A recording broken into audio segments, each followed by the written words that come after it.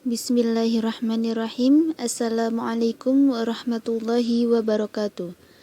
Kami dari kelompok 4 dengan anggota saya Fitria Nur Fadilah dengan NIM 201200081 dan rekan saya Happy Laila Suci dengan NIM 201200084 dan Fahri Dena Ervana Putra dengan NIM 201200068.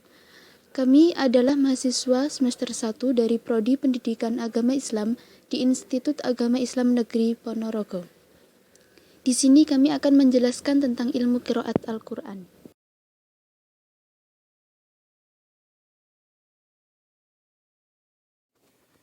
Yang pertama, pengertian qiraat. Qiraat menurut Al-Zarkashi merupakan perbedaan lafal Al-Quran, baik yang menyangkut huruf maupun cara pengucapan huruf-huruf tersebut, seperti takhfif, tasydid, dan lain-lainnya.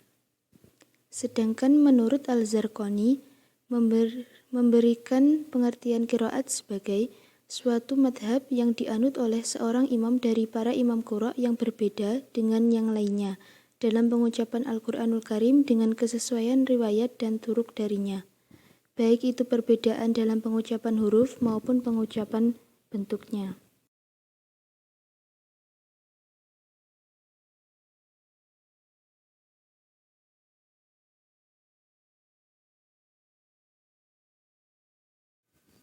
Kemudian sejarah munculnya qiraat. Pembahasan tentang sejarah dan perkembangan ilmu qiraat ini dimulai dengan adanya perbedaan pendapat tentang hal ini. Yang pertama, qiraat mulai diturunkan di Mekah bersamaan dengan turunnya Al-Quran.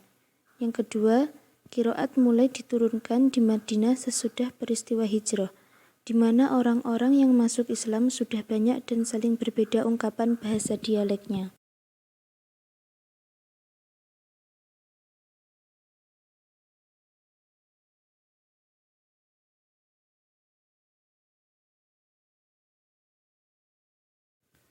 Selanjutnya, macam-macam qiraat. Ibnu Al-Jazari sebagaimana dinukil oleh As-Suyuti menyatakan bahwa qiraat dari segi sanad dibagi menjadi 1. Qiraat mutawatir. Qiraat mutawatir adalah qiraat yang diriwayatkan oleh orang banyak dari banyak orang yang tidak mungkin terjadi kesepakatan di antara mereka untuk berbuat kebohongan. Contoh untuk qiraat mutawatir ini ialah qiraat yang telah disepakati jalan perawinya dari imam qiraat sab'ah. Yang kedua, qiraat masyhur. Qiraat masyhur ialah qiraat yang sanadnya bersambung sampai kepada Rasulullah SAW. Diriwayatkan oleh beberapa orang yang adil dan kuat hafalannya, serta qiraatnya sesuai dengan salah satu rasam Utsmani. Yang ketiga, qiraat ahad. Qiraat ahad adalah qiraat yang sanadnya bersih dari cacat tetapi menyalahi rasam Utsmani dan tidak sesuai dengan kaidah bahasa Arab. Juga tidak terkenal di kalangan imam qiraat. Qiraat ahad ini tidak boleh dipakai untuk membaca Al-Quran dan tidak wajib meyakininya sebagai Al-Quran. Dan yang terakhir adalah qiraat syadzah. Qiraat syadzah adalah qiraat yang cacat sanadnya dan tidak bersambung sampai kepada Rasulullah SAW. Hukum qiraat syadzah ini tidak boleh dibaca di dalam maupun di luar sholat.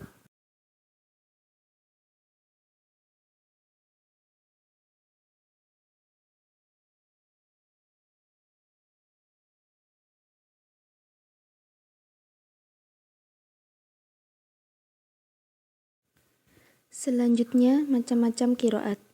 Ibnu Al-Jazari sebagaimana dinukil oleh As-Suyuti menyatakan bahwa qiraat dari segi sanad dibagi menjadi 1. Qiraat mutawatir. Qiraat mutawatir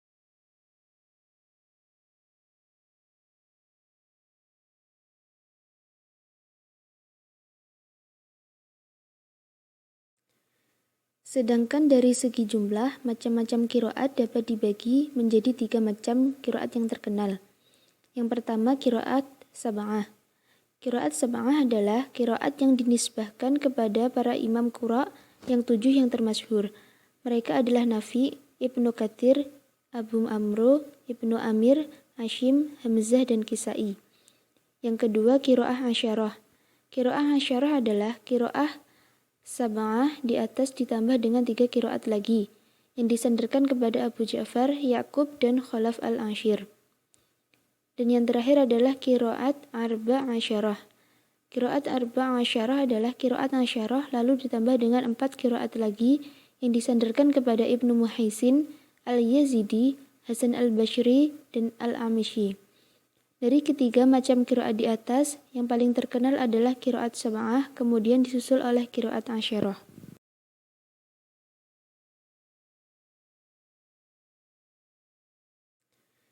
Sedangkan dari segi jumlah, macam-macam qiraat dapat dibagi menjadi 3 macam qiraat yang terkenal.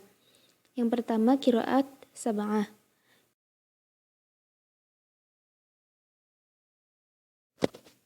Selanjutnya adalah keragaman qiraat dan implikasinya dalam tafsir. Implikasi yang lebih luas dari perbedaan qiraat bukan hanya berkaitan dengan produksi hukum, tetapi secara umum berimplikasi terhadap penafsiran pada ayat-ayat lainnya, baik yang bermuatan teologis ataupun yang mengandung muatan moral. Sehingga perbedaan qiraat berimplikasi membentuk pemahaman atau bahkan keyakinan setiap muslim. Dengan adanya perbedaan qiraat pada suatu ayat, maka kaum muslimin dapat memilih qiraat dan tafsirnya mereka anggap sesuai dengan keadaan dan kondisi keimanan.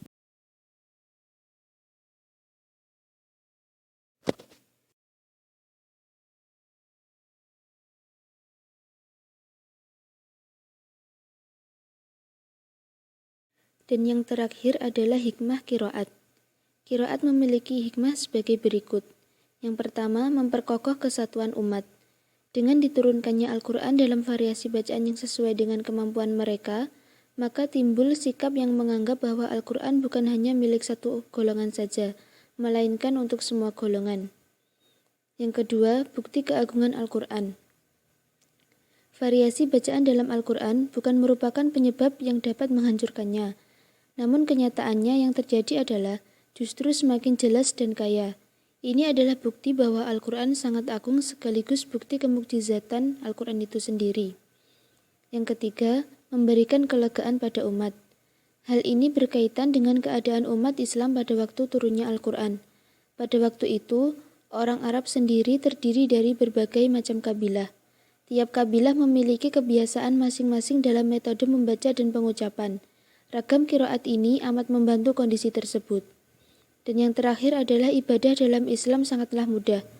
Dengan keragaman bacaan tersebut, maka mereka diberi keleluasaan dalam membaca kitab suci mereka, karena tidak dipaksa untuk membaca satu qiraat tertentu. Sekian presentasi dari saya. Apabila ada kurang lebihnya saya pribadi mohon maaf. Billahi taufiq wal hidayah, waridha wal inayah. Wassalamualaikum warahmatullahi wabarakatuh.